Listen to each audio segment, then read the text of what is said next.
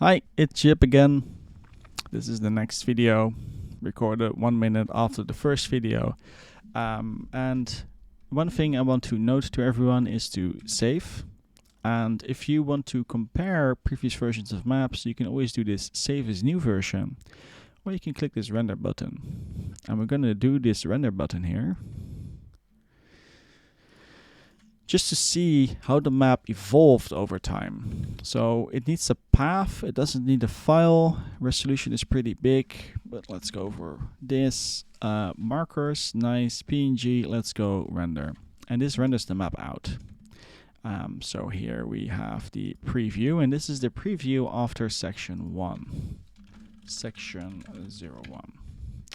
So, by all means, it's a start, right? There's not much more to say about it than that. So let's dive deeper into this map making business. And what we want to dive into is understand how the layout of the map in terms of resource markers and in terms of props and reclaim can reward certain type of behavior. For example, there are 4 different type of markers, and I described this here at loud, where we have safe extractors, expandable extractors, raidable extractors, and contestable extractors. So let's talk about what those mean. In the base, where you spawn, every extractor you put there is going to be reasonably safe. And the reason for that is that you're building a factory here. Your ACU is there.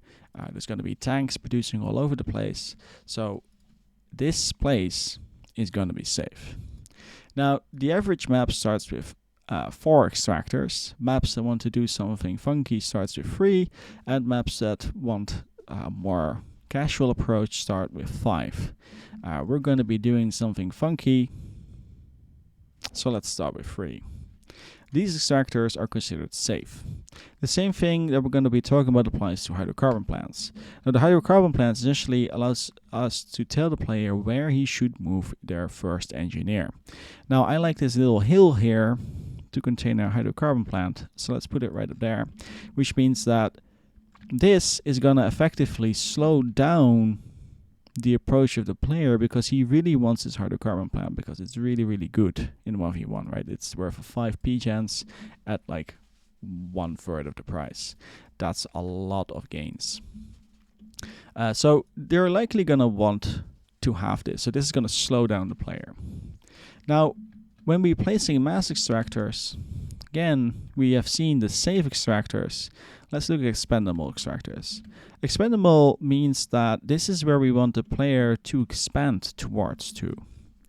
That means that it's reasonably far away from the enemy, while at the same time it is very relatively dense, like the spawn location. So in this case, we kind of want the player to expand to their left,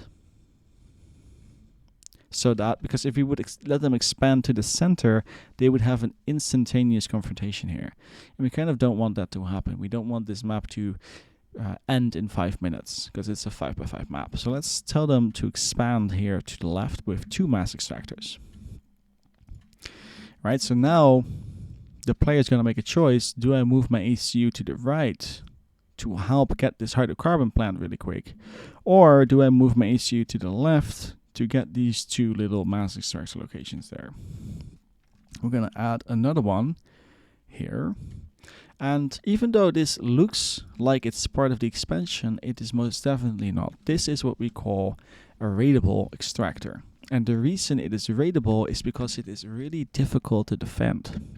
We're going to have another few examples. So for example, this extractor right there would be raidable. And then you can add another extractor somewhere here, which would be raidable. Somewhere there. So why are these difficult to defend? It's because it takes 1 Tech 1 artillery right there to take out this extractor. And in the case of this extractor here, it takes 1 raid of a lab, etc., to take out this extractor. And by having these extractors, we are rewarding players on both sides of the match. We are rewarding, assuming we are this player, we are rewarding our opponent by making raids, making labs, making scouts to find the engineer that's going to try and build this little extractor here. While at the same time, we are rewarding this player for having land presence. We're rewarding for the fact that he has tanks. We're rewarding him for the fact that he has to defend this engineer here with his tanks, and if he manages to do so, there's going to be an extractor there waiting for him. So in that sense, when we're placing these extractor locations on the map, we are really trying to reward players for certain type of gameplay. In this example, with the raidable extractors, we are rewarding them for being aggressive and for being defensive, right? And we're rewarding them for having intel.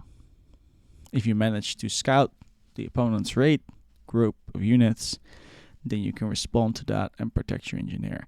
But at the same time, if you manage to scout the opponent's base and you notice that there's no raiding party waiting, then you don't have to use a tank or two to protect this engineer because you know it's going to be safe. So that is how we can think about the map in terms of resources, in terms of props, which is what we're going to be talking about in a minute, and how we can reward certain type of gameplay for the player. So that's the raidable extractors, and then there's the contestable extractors. And contestable means these are extractors that they're going to be fighting over. And usually you don't want this to be a very clear victor here. So let's place one there. Let's place... Ooh, that's a difficult one. If you place two here, then this is a very strong area to have. Let's stick to this, that's fine. So I'm gonna turn off symmetry real quick because there's two extractor spots there on one location now. There we go. And then we're gonna turn it back on. And what contestable extractors mean is that only one player can have this extractor assigned to them. So for example, both players can have these extractors, right? Because they both have their own. Both players can have these extractors because they both have their own, etc. for the hydrocarbon plant and this bits here. But there's only going to be one player that's going to be having these extractors. That's why they're contestable. And so what contestable extractors reward you with is having land presence, is having the capability to remove your opponent from this area and to allow your engineer to take this extractor right there.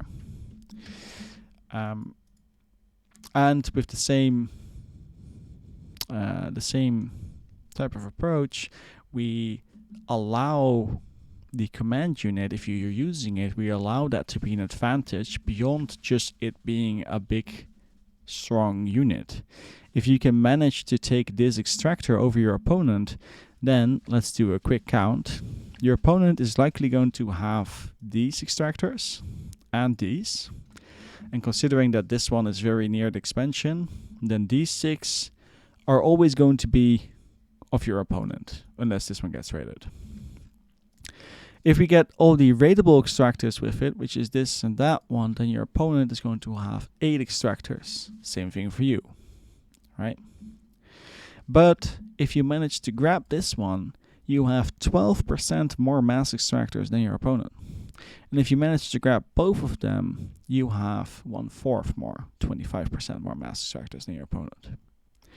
Right? And that's kind of the numbers that you want to see here too. You want to have 3 to 5 safe extractor points. We could add another one here at the back. I'm actually going to do that. There you go. That is considered safe. Don't put it too close to the map patch, because otherwise error is going to be really funky. Actually, it's too close to the map patch. Let's place this one there. Allows you to rate it like that. Move that one there slightly. All right. So we have 3 to 5 safe extractors. We have 2 to 4 expandable extractors. So that is part of an expansion, right? These extractors right here. Then you usually have 1 to 4 raidable extractors. And then we have 1 to 2 contestable extractors per player. And the reason we don't want that many contestable extractors, we don't want to be 4 extractors here in the center, is because then it's really a snowball to whoever gets the center. You don't want it to be a snowball to whoever gets the center. Currently, if this player gets the center, you will have an advantage, but maybe this player, the advantage is so small in comparison to having 4, for example, that maybe he used these resources elsewhere to raid this extractor right here, or to prevent this expansion here from happening. Right, so you don't want too many contestable extractors. And that's it about markers, generally. And that's also where we're going to end this video with. I think this is a pretty decent layout to start off with. Again, it's an iterative process, so that means that we're going to be making changes to this layout as we continue.